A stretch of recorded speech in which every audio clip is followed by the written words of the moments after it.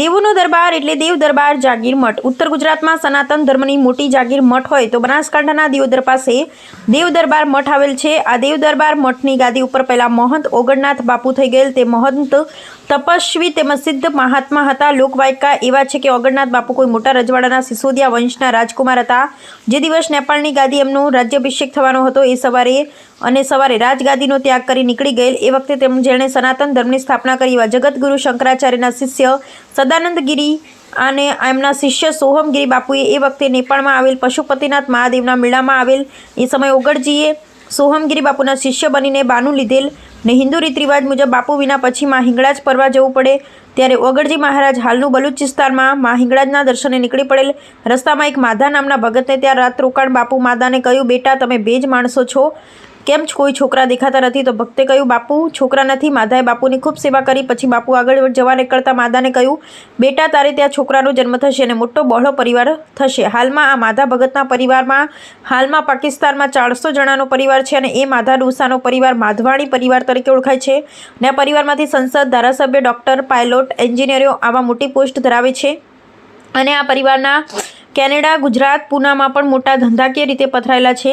આ એક ઓગળજીના આશીર્વાદનો પ્રતાપ છે. આ પરિવાર દ્વારા પાકિસ્તાનમાં આ દેવ દરબારના અનેક મહંતોના પગલાં કરાવેલ છે. જેમાં 2 વર્ષ પહેલાં બળદેવનાથ બાપુ બલુચિસ્તાનમાં હિંગળાજના દર્શને ગયેલ અને માધવાણી પરિવારોમાં રોકાયેલ. આને ત્યાં ઓગળજી બાપુના પગલાં પધરાવેલ અને હાલમાં ભવ્ય મંદિર બનાવેલ છે. પછી આગળની ઓગળજી મહારાજ બલુચિસ્તાન જાય છે અને માં હિંગળાજને પ્રસન્ન કરી માં સવારે આવવાનું કહે છે. ટૂંકમાં એ વખતે ગોરખનાથ સાંભળી જાય છે અને સવારે ગોરખનાથ ઓગળજીનું સ્વરૂપ લઈને રિદ્ધિ સિદ્ધિ, કામશ, ઘૂંઘરા, માતાજીની ચુંદડી એમ 5 વસ્તુ લઈ ગિરનાર જાય છે. પછી ઓગળજી ગોરખનાથને ગોતીને રિદ્ધિ સિદ્ધિ માંગે છે. તો ગોરખનાથે કહ્યું કે મારો શિષ્ય થાય તો આપું. પછી ઓગળજી ગોરખનાથના શિષ્ય બની એમનું નામ ઓગળનાથ આપવામાં આવ્યું. પછી ઓગળનાથે દેશના સનાતન ધર્મનો ફેલાવો કરતાં સિદ્ધપુર, પાટણ, જામપુર આમ અનેક જગ્યાઓથી ફરતા તેરવાડા તપસ્યા કરી. તેરવાડા રજવાડામાં બાપુની નિંદા થતાં ત્યાંથી હાલની ઓગળથળીમાં તપસ્યા કરી. બાજુમાં તપોભૂમિ એવા દેવનો દરબાર ભરાતો ત્યાં દેવ દરબાર મઠની સ્થાપના કરી. અહીંના ઓગળજી મહારાજ પ્રથમ શિષ્ય ભિખારીનાથ હતા. અહીંના મહંતોમાં પહેલાં કારભારીગીરી પૂરી હોય છે, પણ ગાદીએ બેઠા પછી ગોરખનાથના વચન પ્રમાણે નાથની પદવી અપાય છે. આ ગાદીપતિ મહંતોના અનેક પરચા આપેલ છે.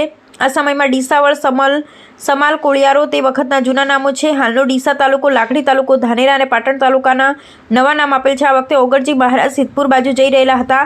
તે રસ્તામાં ગોપાળ નામના ગોવાળ ગાયો ચરાવતા હતા. ત્યારે બાપુને ગોપાળ પરીને દૂધ લાવવા કહ્યું. તો ઓગળનાથ બાપુએ ગોપાળપુરી બાપુનું પારખું લેવા ગોપાળપુરી બાપુને કહેલ કે હું વિયાયેલી ગાયનું દૂધ પીતો નથી, પેલી બાખડી ગાયને દોઈને લાવો. ગોપાળપુરી બાપુએ ગાયના ટોળામાં એક વાછરડીને બોલાવી તેને દોઈ તેનું દૂધ ઓગળનાથ બાપુને આપ્યું. ગોપાળશ્રી આ ચમત્કાર જોઈને ઓગળનાથ બાપુના પગે પડી ગયા અને કહ્યું, આપ સિદ્ધ પુરુષ છો. ઓગળનાથ બાપુ ગોપાળ નામના ગોવાળ ઉપર ખુશ થઈ ગયા અને તેમનું ગોપાળપુરી આપ્યું અને કહ્યું કે જ્યાં સામે નદી કાંઠે મઠ બાંધજે. પછી ગોપાળપુરીએ ત્યાં મઠ બાંધાવેલ અને ઓગળજી મહારાજના પગલાં પધરાવ્યા. હાલ આ જગ્યા નવા ડીસા અને જૂના ડીસા વચ્ચે નદી કાંઠે રાજપુર મઠ તરીકે આવેલ છે. ને પછી ગોપાળપુરીએ બાપુ સિદ્ધ પુરુષ થઈ ગયા.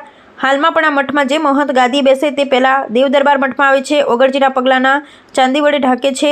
થોડા વર્ષો પછી બાપુ રરામપા મઠમાં મહંત રામપુરી બાપુને મળેલ અને રામપુરી બાપુને આશીર્વાદ આપેલ. ત્યાર પછી ઓગળજી મહારાજ સિદ્ધપુરની સરસ્વતી નદી કિનારે શિવની તપસ્યા કરી અને સ્વયંભૂ શિવલિંગ પ્રગટ થયું. એક દિવસ સવારે નદી કિનારે મોટું ટોળું રડી પડી રહ્યું હતું. તો બાપુએ પૂછ્યું, કેમ રડો છો? તો એ લોકોએ કહ્યું, અમારા બ્રાહ્મણ પરિવારનો એક નાનો બાળક મૃત્યુ પામ્યો છે, એટલા માટે રડી રહ્યા છીએ. ત્યારે ઓગળજીએ તેમને કહ્યું કે આ બાળકને હું સજીવન કરું, પણ મને આપી દો. તો એ લોકોએ હા પાડી અને ઓગળનાથજીએ મહારાજે કમંડળમાંથી પાણીની અંજળી છાંટી અને તે પેલો બાળક તરત જ ઊભો થઈ ગયો. ને એ બાળકને ઓગળજી મહારાજ પોતાનો પ્રથમ શિષ્ય આ સિદ્ધપુરની જગ્યા ઓગળેશ્વર મહાદેવ તરીકે ઓળખાતું પાછળથી શબ્દસ્થ થઈ આજનું મરડેશ્વર મહાદેવ તરીકે ઓળખાય છે બનાવેલ અને એમને ભેખ આપી એમનું નામ ભિખારીનાથ આપ્યું. બાવો મહાન તાંત્રિક છે, માટે તેને કહો કે બાપુ સામાન્ય બાવો છું. આપનું ખબર ઘીથી ભરી આપવાની મારી શક્તિ નથી, પણ આપ વઢિયારમાં જાઓ, ત્યાં દેવ દરબાર નામનો મઠ છે. તેનું મહંત મંછાનંદ આપનું ખપ્પર ભરી આપશે. એટલે જાલમગઢ બાવો વઢિયાર જવાની તૈયારી કરી. એક પાડો લીધો, તેના ઉપર નગારા બાંધ્યા. એક વાંદરો તે નગારા વગાડવા પાડા ઉપર બેસી નગાડા વગાડતો હતો. બાવો પાડાની આગળ શંખ વગાડતો ચાલતો હતો. કાઠિયાવાડ પાંચાલની ભૂમિ હાલમાં છે. ત્યાં પૂછતો ઘણા દિવસ પછી દેવ દરબાર ગઢ પહોંચ્યો. ગામમાં થતાં જ લોકોના ટોળા આ પાડો અને વાંદરાને જોવા એકઠા થયા. બાવો મઠના દરવાજા સામે આવી ઊભો રહ્યો. કોઈએ મઠમાં મંછાનંદ બાપુને વાત કરી. બાપુએ કારભારીને કહેલ કે તમે જાઓ ને મહાત્માને માનભેર મઠમાં લાવો. કારભારી લેવા ગયો ત્યારે બાવાએ પોતાની પાસેનું ત્રિશુલ જમીનમાં ભોંકી દીધું અને કહેવા લાગ્યા કે આ ત્રિશુલ કાઢો તો હું મઠમાં આવું. કારબારી મઠમાં આવીને મંછાનાથ બાપુને વાત કરી. બાપુએ એક નાના બાળકને કહેલ કે તું જા ને જમીનમાં ભોકેલ ત્રિશુલ લઈ આવ. છોકરો ગયો ને ત્રિશુલ ખેંચી કાઢીને મઠમાં જતો રહ્યો. જાલમગઢ જોતો રહ્યો. પોતાનું અભિમાન ગળી ગયું. પોતે સામે ચાલી મઠમાં જઈ મંછાનાથ બાપુને પગે પડી નમસ્કાર કર્યા. મંછાનાથ બાપુએ કહેલ કે તમે ઘણા વર્ષોથી તપસ્યા કરી આ સિદ્ધિ મેળવી છે તો સારા કામ માટે લોકોના ભલામાં વાપરો. તમે એક મહાન સંત છો. આ ત્રિશુલ હાલ દેવ દરબાર મઠમાં હયાત છે. મહાન બાપુના શબ્દો સાંભળતા એ બાપજી બાપુના પગમાં પડી ગયા અને બાપુને કહેવા લાગ્યા કે હવેથી મારી જિંદગી લોકોની સેવામાં પૂરી કરીશ. બાવો જુનાગઢ જવા રવાનો થયો. કારતક મહિનામાં ધાર્મિક વિધિ માટે સિદ્ધપુર જવા લાગે છે. સિદ્ધપુરમાં નદીના સામે કાંઠે મઠ આવેલ છે. આ મઠ ઘણો જ પ્રખ્યાત હતો. આ વખતે મઠની ગાદી ઉપર ગંગા ભારતી બાપુ હતા. સિદ્ધપુરમાં બનાસકાંઠા, સાબરકાંઠા, મહેસાણા, પાટણ વિસ્તારના તમામ ગામના મઠોના મહંતોના ઉતારા હતા. મહંતો કારતક સુદ દશમના આવી જતા અને પૂનમ સુધી રોકાતા હતા. સવારમાં નાહી ધોઈ પૂજાપાઠ કરી મઠની કચેરીમાં બધા મહંતો ભેગા થઈ કસુંબા પીતા અને હોકા ગડગડાવતા. મઠનું અન્નક્ષેત્ર ચાલુ હતો. આ વખતે સિદ્ધપુર મોટા મઠના મહંત ગંગા ભારતીજી હતા. એ એક સિદ્ધ મહાત્મા હતા. કારતક સુદ 14ના દિવસે સવારમાં કચેરી હેકડે ઠાઠ ભરેલી હતી અને સંતો મહંતો એકબીજાથી આનંદથી વાતો કરી રહ્યા. તેવામાં ભંડારી ગંગા ભારતી બાપુ પાસે આવ્યો અને બાપુને ઘી ખૂંટી ગયું છે ને જમવાવાળા ટોળા છે. ગંગા ભારતી બાપુ વિચારવા પડી ગયા. બાજુમાં દેવ દરબારના મહંત મંછાનાથજી બેઠા હતા. તે વાત સમજી ગયા અને તે બોલ્યા, ભારતી બાવા, ભંડારનાને કહો કે જેટલું જોઈએ તેટલું ઘી માતા પાસેથી લાવી માલફુઆ બનાવવા ચાલુ કરો. ઘી આવશે ત્યારે માતાજીને પાછું આપી દેશો.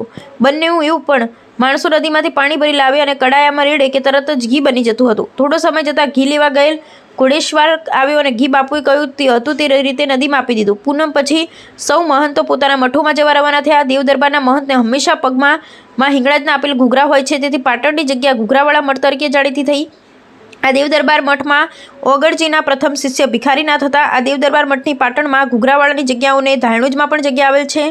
ધાયણુજમાં માં જહુ મહાન સતી થઈ ગયા છે. એ મંછાનાથ બાપુના શિષ્ય હતા ને માં જહુના બેસણા દેવ દરબાર મઠના દરવાજે બેસણા છે. અને જ્યારે આ મઠના મહંત બહાર નીકળે છે ત્યારે માં જહુ મહંતની પાઘડીના સોગે બિરાજે છે. એવો માં જુએ વચન આપેલ છે. તેના પછીમાં મઠમાં ઘણા હમંત આવી ગયા અને તેમાં શિવનાથ બાપુ, હક્કમનાથ બાપુ, ગોવિંદનાથ બાપુ, વસંતનાથ બાપુ ને હાલના 16મા ગાદીપતિ ઓગળ મહંત શ્રી 1008 બળદેવનાથ બાપુ ગાદી સંભાળી રહ્યા છે. બળદેવનાથ બાપુના ગાદી બેઠા પછી આ મઠનો ખૂબ જ વિકાસ થયેલ છે. દેવ દરબાર મઠમાં પહેલાથી જ સારી જાતની કાંકરેજી ગાયોની મોટી ગૌશાળા આવેલ છે અને ઘણા જ ઊંચા જાતના ઘોડા છે જેવા કે રેશમ, ફૂલ, માલકેશર, બોદલી, માજણ, માણકી, લાલી દેવતાઈ, હીરાવળ જેવા ઊંચી જાતના ઘોડાઓ મઠમાં છે. મને થોડા દિવસ પહેલાં એક ભાઈએ વાત કરેલ કે થરા ગામના જાગીરદાર દરબારે પોતાનો ઘણો જ કિંમતી ઘોડો પોતાની ગુરુ ગાદીમાં ભેટ આપેલ છે. દેવ દરબારમાં કાયમી અન્નક્ષેત્ર ચાલુ છે અને આજે સવારે સાંજ જમવાનો ડંકો થાય છે. કોઈ પણ માણસ ભોજન કરી શકે છે. આવનારા માણસને સારો આવકાર મળે છે. તમારે પણ બાપુને મળવું હોય તો પણ કોઈ જાતની રોકટોક નથી. આમ ઓગળનાથ બાપુને ગિરનારના દંત ભાગવાને વચન આપીને 33 કરોડ દેવોએ પોતાનામાંથી 100 વર્ષ આપી એમને અમર થવાનું વચન આપ્યું છે. જેથી ઓગળજી મહારાજ આજરા અમર છે. એમના દરેક જગ્યાએ પગલાં પૂજાય છે.